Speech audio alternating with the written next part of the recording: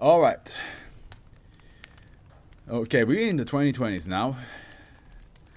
Hopefully, this version of the 2020s is a bit easier to handle than our 2020s.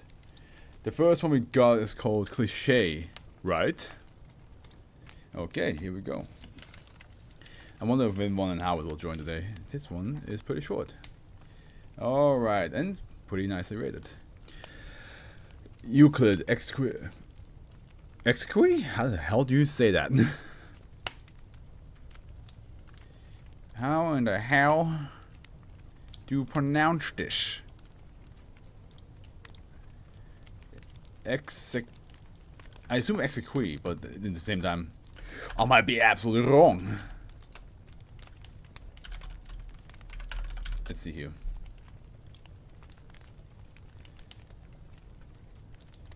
How to pronounce in Latin?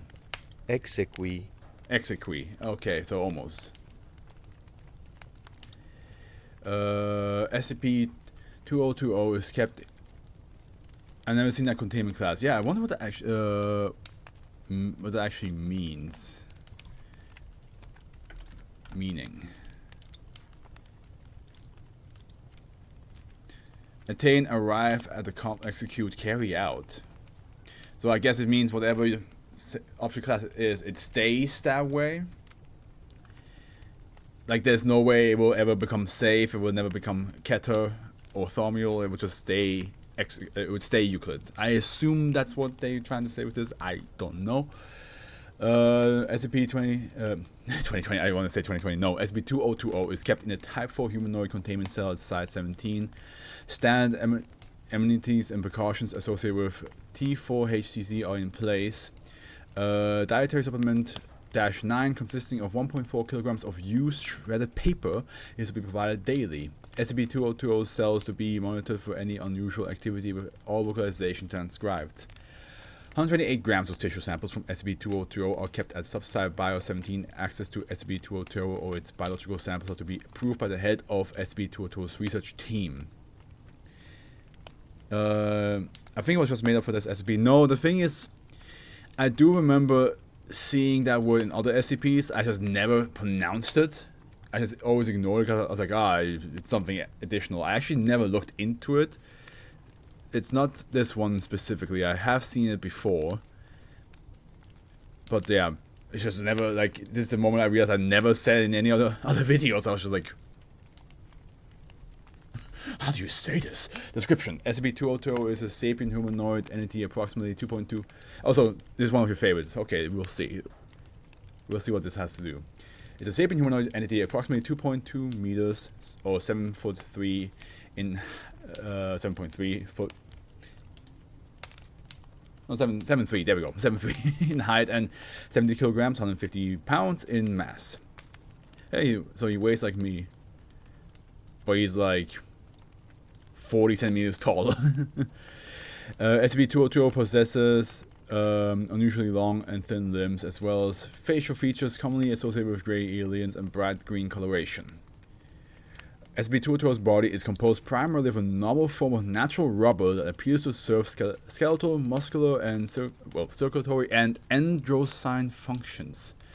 SCP-2020's digestive system and nutritional requirements are consistent with its diet, which consists entirely of paper and water. SCP-2020 has not shown any signs of growth or aging since recovery. Further study of SCP-2020's biology has been hindered by the rubber's toughness and resistance to tearing, which renders standard methodologies ineffective, as well as its similarity to terrestrial biology. Rubber alien man. Hey now, Rubber Band Man. SCP-2020 claims to originate from a technologically advanced extraterrestrial civilization, but will make wildly different claims regarding the nature and location of this civilization when questioned. A pathological liar. I never thought an alien would be a pathological liar. It's just like, so where are you from? Oh, you know, this galaxy. You know how it is. Oh, okay, sure. Next day. So, you said you're from this galaxy? No, I never said that. I'm not from this galaxy. I'm from a galaxy far, far away. When it describes this would be terrifying to see. I think a lot of SCPs would be terrifying to see. Like even like Shy Guy, right? Because Shy Guy is also like this, just like 2 meters tall, long limbs, having constantly weeping, naked figure. Where you're like, if you saw that in a dark alley, you just be like, we're not going down the route. we're not going down there. Howard, welcome. Welcome to Fluff, bro. Thanks for waking up for this. But we're looking at different. Griffin, the circumstance of SCP-2020's recovery. You see document Brillenkin Roosevelt 2020. This avenue of research is nonetheless considered viable. SCP-2020's behavior suggests that it shares many psychological similarities with humans, such as the ability to learn, a desire for interaction, and partial understanding of social norms. It is fluent in English in response to the names Artie, Bobby, and Izzy. Those are all. Okay. It has not engaged in hostile behavior and appears indifferent to its own containment. SCP-2020 will frequently attempt to engage personnel in conversation regarding its desire to write science fiction and numerous ideas it has for science fiction stories. It has thus far failed to produce any actual writing, citing an inability to choose a concept. Oh yeah. The George R.R. Martin of aliens. Yeah, I got an idea, but I'm not sure if I'm gonna write it down yet. No problem. Just hopefully I won't pass out. If you do, it's okay, bro. It happens. The fact that you wake up at 3 in the morning for this thing is massive. I appreciate it nonetheless. See attached transcript for details. Well, the Foundation is gonna have to erase the memory of most alien cryptid encounters.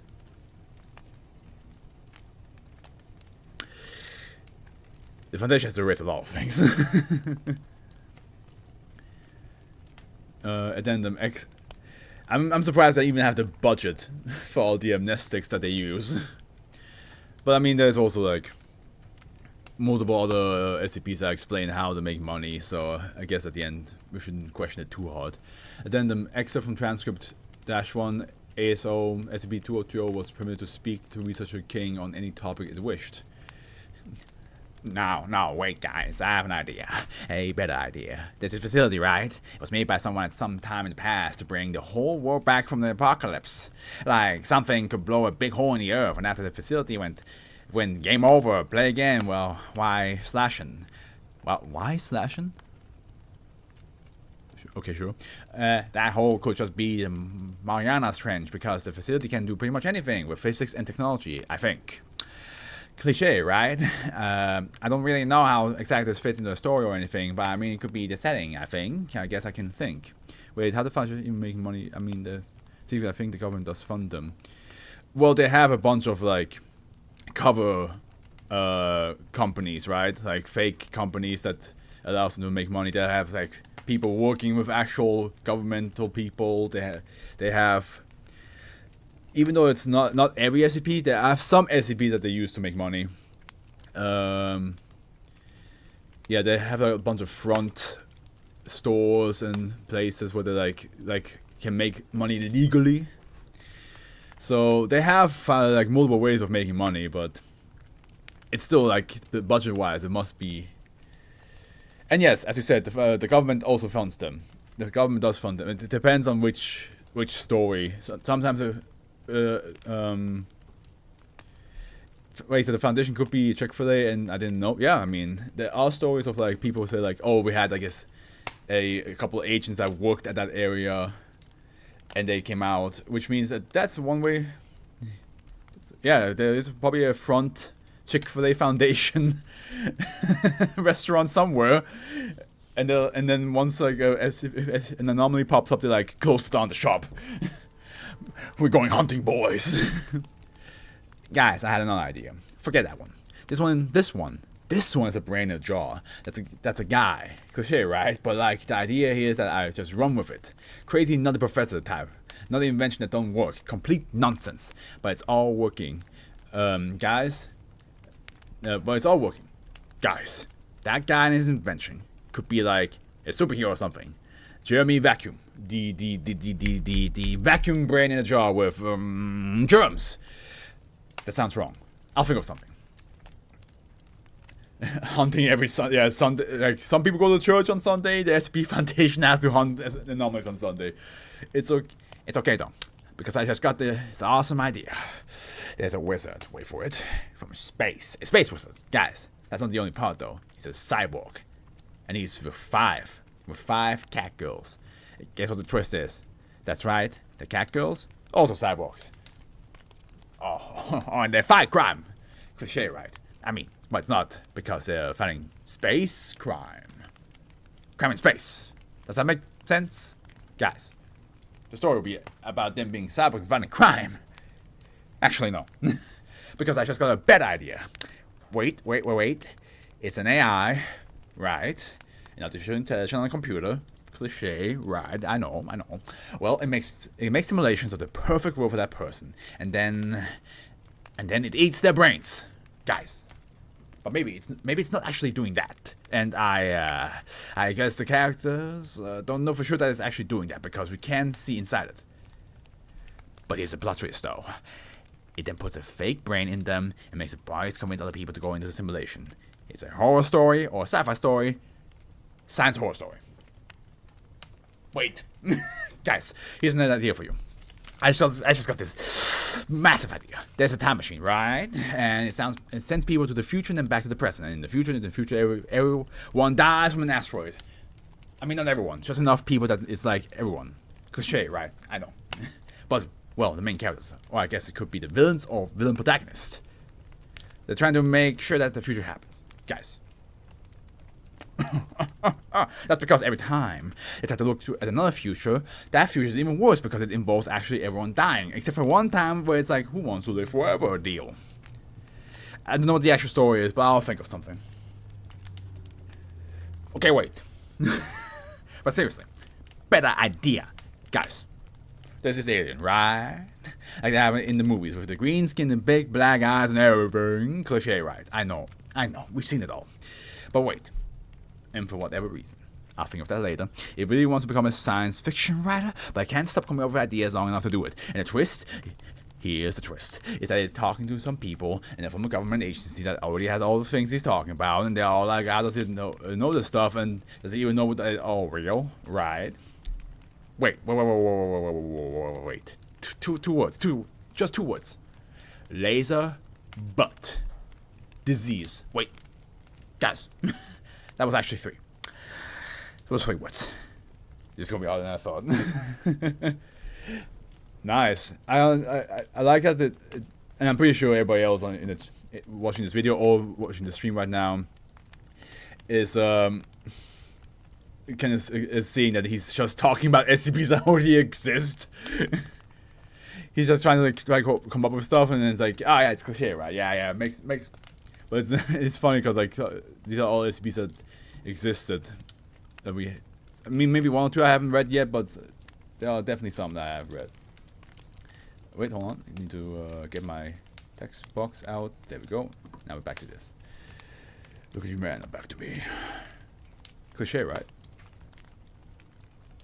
Your fucking Wi-Fi dropped. You missed the reading of a lifetime. I was putting my whole Roger from American Dad into it. Actually, not fully. I didn't want to go full Roger, but I basically went down his route. Wait, guys. I have an idea. A Twitch streamer, YouTuber who loves SCP and wants to read everyone. Cliche, right? I was actually very surprised when I found out that a lot of people are trying actually to read every SCP now. Because there was a Reddit post where somebody was like, "Hey, has anybody been trying to read every single SCP?" And somebody tagged me in it and was like, "Yeah, this guy is reading every single one, and he's been doing it for 3 years." So when I saw that, I really appreciated it. But then I also saw how many people are like, "Yeah, I'm on it. I'm doing it right now," and I was like,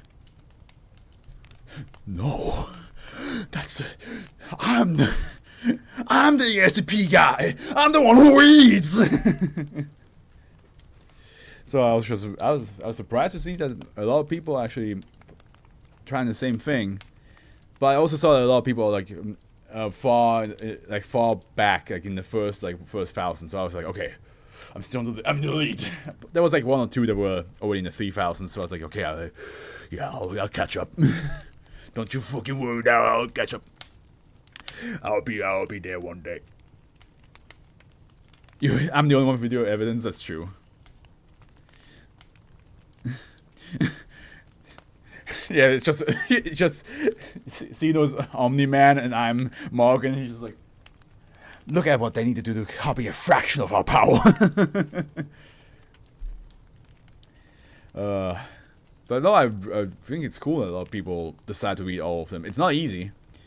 Like I think it's easy for me because I'm such an open-minded person anyway, where I'm like, I just enjoy whatever the hell you throw at me anyway. I can, as you guys know, I can criticize it. I can give it actual critique when it comes to it. But I'm not really that, like, pinned down. I was like, this has to be the best thing I ever read. So that makes it a lot easier to just read all of them.